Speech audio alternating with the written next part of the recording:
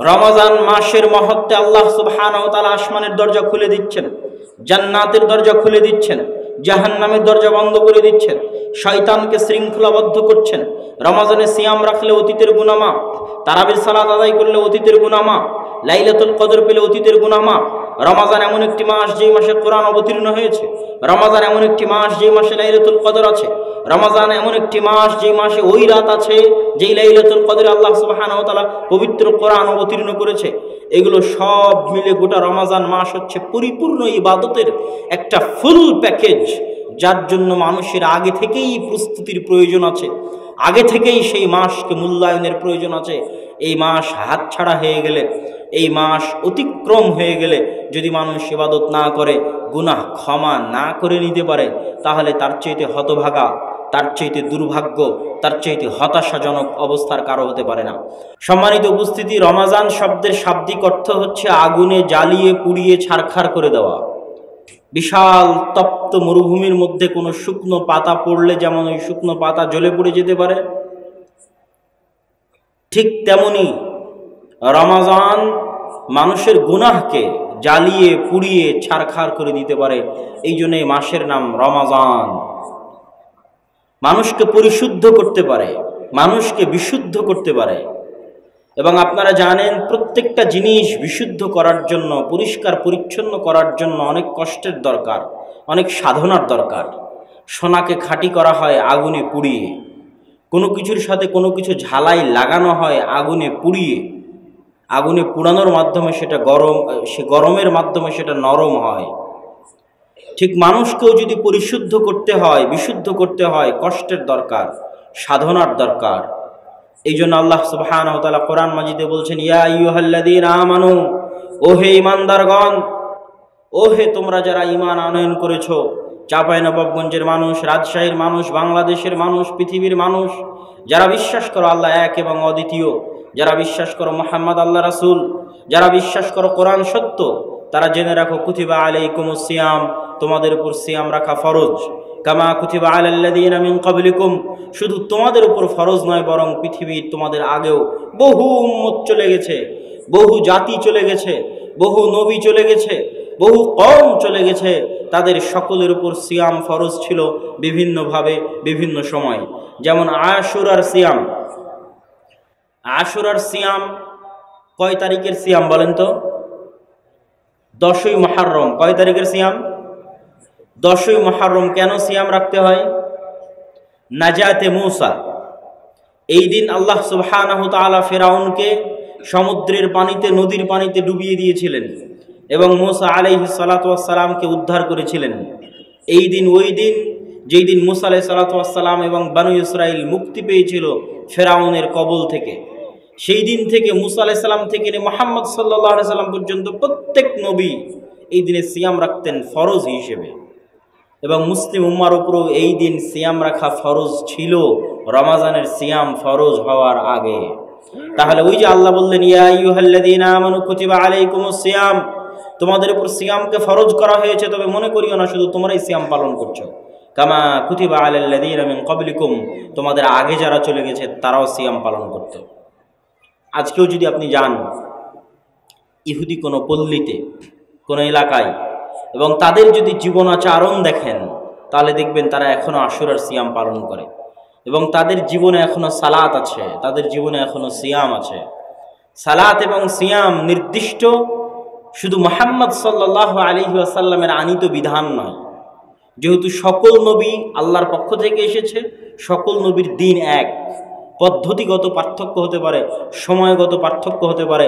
এই জন্য আদম থেকে নিয়ে মুহাম্মদ সাল্লাল্লাহু আলাইহি ওয়াসাল্লাম পর্যন্ত সকল নবী সালাত আদায় করতেন, সকল নবী সিয়াম পালন করতেন।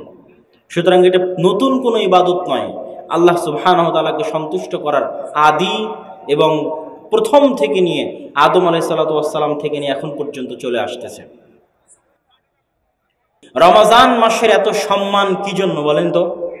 এই যে সংক্ষিপ্তভাবে দুইটা বড় বড় সম্মান আমরা জেনে ফেললাম, আপনারা আগে থেকেই জানেন, আবার আল্লাহ রাসূলের হাদিস বললাম। তো এই যে বিশাল সম্মান, এটা কি জন্য বলেন? আল্লাহ সুবহানাহু ওয়া তাআলা পবিত্র কোরআন মাজিদে বলছেন, শাহরু রমাদান আল্লাযী উনজিলা ফীহিল কুরআন, রমজান হচ্ছে ওই মাস যেই মাসে আল্লাহ সুবহানাহু তাআলা কি অবতীর্ণ করেছেন? তো জোরে বলতে হবে, কি অবতীর্ণ করেছেন? তাহলে রমজানের যত ফজিলত দেখছেন, যত মহত্ব দেখছেন, যত মানে রমজানকে নিয়ে আল্লাহ সুবহানাহু তাআলার যত প্রস্তুতি দেখছেন, তার মূল কারণ, আসল রহস্য এটা যে রমজানের সকল ফজিলত, রমজানের সকল মহত্ব, সকল বড়ত্ব, রমজানের সকল দাম, সকল মান একটাই কারণ, সেটা হচ্ছে আল্লাহ সুবহানাহু তাআলার বাণী কোরআন কিয়ামত পর্যন্ত অবিকৃত থাকার মুজিজা, রাসূল সাল্লাল্লাহু আলাইহি ওয়াসাল্লামের চিরস্থায়ী মুজিজা, আল্লাহ সুবহানাহু তাআলার অস্তিত্বের একমাত্র নিদর্শন যেটা সরাসরি আল্লাহর সাথে সম্পৃক্ত, আল্লাহর সত্তার সাথে সম্পৃক্ত পৃথিবীতে আছে। আল্লাহর অস্তিত্বের এমন কোন নিদর্শন যেটা সরাসরি আল্লাহর সত্তার সাথে সম্পৃক্ত পৃথিবীতে আছে, এর চাইতে দামি পৃথিবীতে আর কিছুই নয়। সেটা কি বলেন? একটু জোরে বলতে হবে, সেটা কি? কোরআন। এই কোরআন এই মাসে অবতীর্ণ হয়েছে, এই জন্য এই মাসের এত দাম। এবং এই মাসের মধ্যে একটা রাত আছে, যেই রাত হচ্ছে এই মাসের সর্বশ্রেষ্ঠ রাত। ইন্না আনজালনাহু ফি লাইলাতুল কদর। হে নবী, আপনি কি জানেন মা লাইলাতুল কদর? লাইলাতুল কদর কি? লাইলাতুল কদর সম্পর্কে কি আপনি কি জানেন? লাইলাতুল কদর হচ্ছে খায়রুম মিন আলফি শাহর, 1000 মাস তথা 83 বছরের কাছাকাছি, 83 থেকে 84 বছরের কাছাকাছি 1000 মাস ইবাদত করলে, টানা প্রতি সেকেন্ড ইবাদত করলে, 1000 মাস টোটাল ইবাদত করলে, 1000 মাসে বিরতি দিয়ে দিয়ে 5 ওয়াক্ত সালাত, এটা নয়। 1000 মাসের শুরুতে ইবাদত শুরু করেছে, শেষে ইবাদত শেষ করবে। টোটাল 1000 মাস খালি ইবাদতই করতে থাকবে, যথা টোটাল জন্ম থেকে 83 বছর পর্যন্ত সিজদাতে পড়ে আছে, আল্লাহর তাকবীর এবং তাসবিহ তাহলিলেই পড়ে আছে, কোনো বিরতি ছাড়া, কোনো বিশ্রাম ছাড়া। এই রকম ইবাদতের চেয়েও উত্তম, সমান নয়, ভুল বুঝিয়েন না। 1000 মাস টানা ইবাদত করলে যা নেকি হবে তার সমান,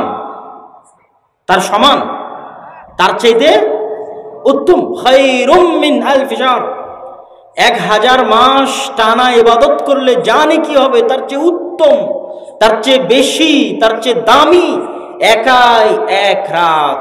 সেই রাতের নাম হচ্ছে লাইলাতুল কদর। এই রাতে কি হয় আপনি জানেন? তানাজ্জালুল মালায়েকাতু ওয়ার রূহ। এই রাতে পৃথিবীর এমন ইঞ্চি, 1 ইঞ্চি জমি এবং মাটি খালি থাকে না, যে 1 ইঞ্চি জমি এবং মাটিতে আল্লাহর ফেরেশতা থাকে না। আল্লাহু আকবার। পৃথিবীর কোনো ইঞ্চি মাটি, একটা ধূলিকণা, একটা বালিকণা খালি থাকে না, যেই ধূলিকণা বালিকণায় আল্লাহ সুবহানাহু ওয়া তাআলার ফেরেশতা আসমান থেকে রহমত এবং বরকত নিয়ে অবতীর্ণ হয় না। কেন? এই রাতের এত বিশালতা, এত মহত্ব কি জন্য? ইন্না আনজালনাহু ফি লাইলাতুল কদর। পৃথিবীর মধ্যে আমার অস্তিত্বের একমাত্র নিদর্শন, যেটা আমার অস্তিত্বের সাথে সম্পৃক্ত ডাইরেক্টলি, ওই জিনিস, সেটা হচ্ছে কোরআন। ওটা একমাত্র জিনিসটাই মহান রাতে অবতীর্ণ হয়েছে। এই জন্য এই রাতের এত সম্মান। এই রাতের প্রস্তুতিতে আসমান থেকে সকল ফেরেশতা পৃথিবীতে নেমে আসে। এই রাত 83 বছরের চাইতে বেশি ইবাদত করার চাইতে বেশি উত্তম। সে রাতের নাম হচ্ছে লাইলাতুল কদর। এই লাইলাতুল কদর আছে রমজান মাসের মধ্যে। মান কামা লাইলাতুল কদরি ঈমানান ওয়া ইহতিসাবান গুফিরা লাহু মা তাকাদ্দামা মিন যামবিহি। যে লাইলাতুল কদর ঈমানের সাথে পেয়ে গেল, নেকির আশায় পেয়ে গেল, তার অতীতের সকল গুনাহ ক্ষমা, অতীতের সকল গুনাহ মাফ। আল্লাহু আকবার। আল্লাহ সুবহানাহু ওয়া তাআলা আমাদেরকে লাইলাতুল কদর পাওয়ার তৌফিক দান করুক। আল্লাহুম্মা আমিন। সম্মানিত উপস্থিতি, তাহলে রমজানকে কেন্দ্র করে, রমজান মাসকে লক্ষ্য করে আমরা কি দেখলাম? রমজান মাসের মহত্বে আল্লাহ সুবহানাহু ওয়া তাআলা আসমানের দরজা খুলে দিচ্ছেন, জান্নাতের দরজা খুলে দিচ্ছেন, জাহান্নামের দরজা বন্ধ করে দিচ্ছেন, শয়তানকে শৃঙ্খলাবদ্ধ করছেন।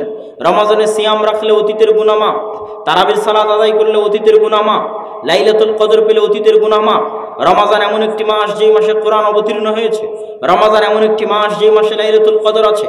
রমজান এমন একটি মাস যেই মাসে ওই রাত আছে যেই লাইলাতুল কদরে আল্লাহ সুবহানাহু ওয়া তাআলা পবিত্র কোরআন অবতীর্ণ করেছে। এগুলো সব মিলে গোটা রমজান মাস হচ্ছে পরিপূর্ণ ইবাদতের একটা ফুল প্যাকেজ, যার জন্য মানুষের আগে থেকেই প্রস্তুতির প্রয়োজন আছে, আগে থেকেই সেই মাসকে মূল্যায়নের প্রয়োজন আছে। এই মাস হাতছাড়া হয়ে গেলে, এই মাস অতিক্রম হয়ে গেলে যদি মানুষ ইবাদত না করে, গুনাহ ক্ষমা না করে নিতে পারে, তাহলে তার চাইতে হতভাগা, তার চাইতে দুর্ভাগ্য, তার চাইতে হতাশাজনক অবস্থার কারো হতে পারে না।